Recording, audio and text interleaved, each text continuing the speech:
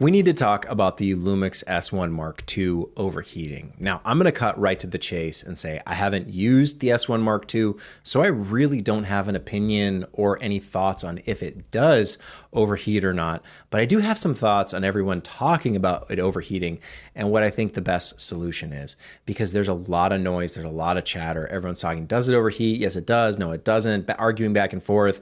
Everyone's talking about this right now.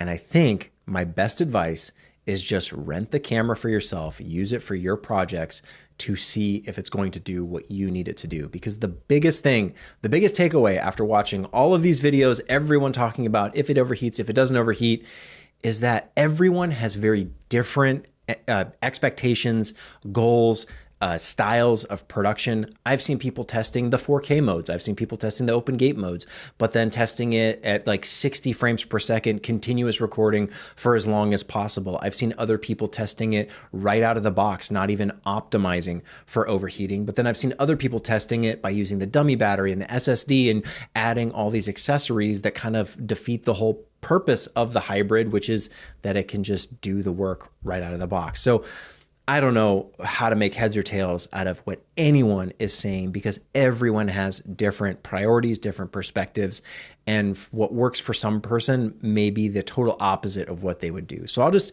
share what I would do and what my expectation for a camera is and ought to be, and where I would be frustrated if the S1 Mark II can't meet this. But after watching all these videos, I still haven't gotten a clear answer for myself. So I think I'm just going to have to rent one, which I do have a project coming up that makes sense to rent one for. And I'll see, I'll let you know in real conditions what the normal type, because I feel like that's how I work. I do normal things with these cameras. I use the modes that they give you. So if they give me open gate, I'm going to use it. If they give me 60 frames a second, I'm going to use it. But I'm not going to use those things in ridiculous ways, like an open gate, 60 frames per second, 3-hour long interview. That's not something I need. I don't think you need that. I don't think anyone needs that. If we're shooting 60 frames a second, it's probably more or less clips as B-roll. And if we're doing an interview or something long form, that's where it's probably 24 frames, 30 frames, 25 frames, you know, if you live in that region. So those reasonable, real world, practical, actual production things is what I would be focused on, as well as making sure the camera itself is optimized to meet those expectations. So going into the menu, changing some of those settings. I've seen some of those overheating tests where they take it right out of the box and it overheated in 5 minutes in the direct sun. Did you even try to get, to change a menu setting to operate at a higher, those are the kind of things I would want to make sure, like, put your best foot forward, try your best, optimize the camera, but then also don't make compromises or trade-offs by like, oh, you have to have a dummy battery, you have to do an SSD, you have to do all these things. You can't use the CF Express Type B.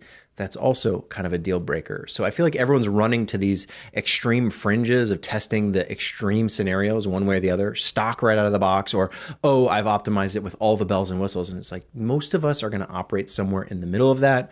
We're going to take the camera out. We're going to use CF Express Type B. And no, we don't all have Panasonic's approved list of memory cards. Like, we have what we have and we're going to use what we use.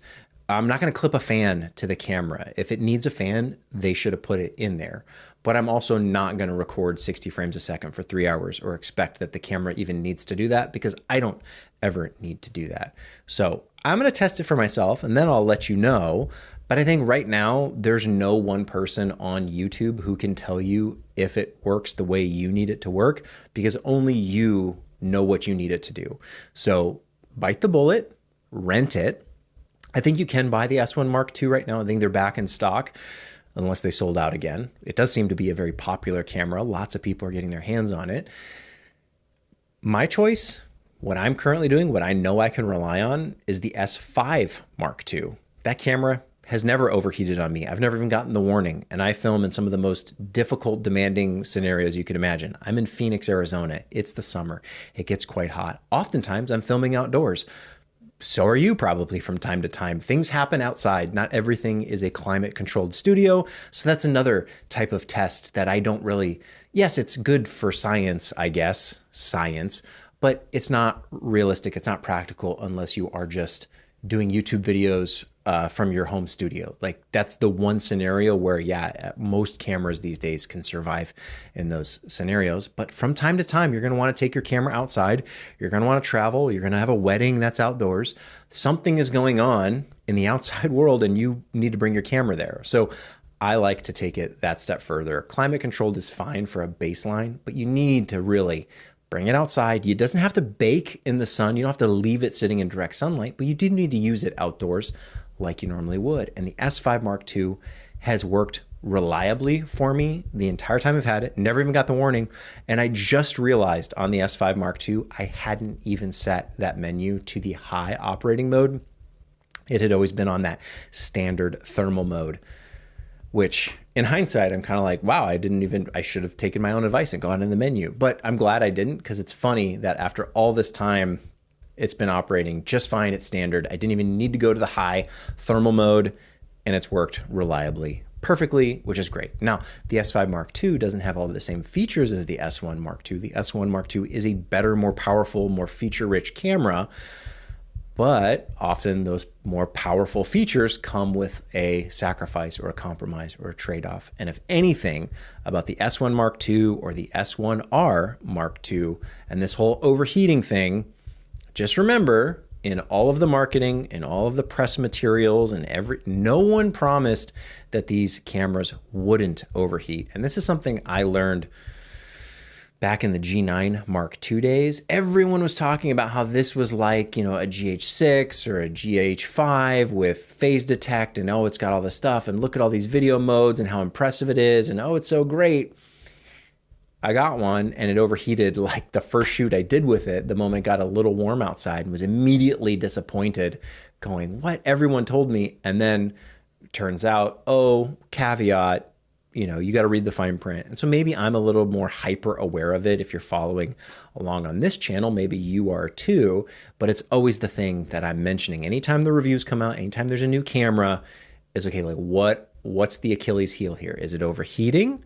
Is that what it's going to be? Is it something else that we're unaware of? Is it the rolling shutter? What's it going to be this time?